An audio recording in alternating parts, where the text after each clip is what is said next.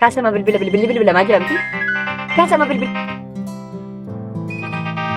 Afaan kee qabadhuu jettee malee akkamittiin kaasare? Na dhageessee duudha. Hin kaastamu hin kaastamu.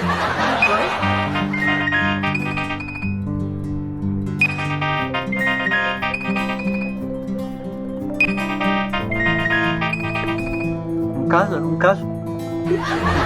Kamisoosa jedhan namni isa wajjin na amattan. Dubartii nama maal maalaan si hamadha? Kaasamarra. Guddisa sagalee isaa jiru. Hello kamisoo akkam nagaraa? Nagaadhaa dhabee akkam? Nagaa akkam nagaraati? Jirra boo jirtaa namni lubbuudha.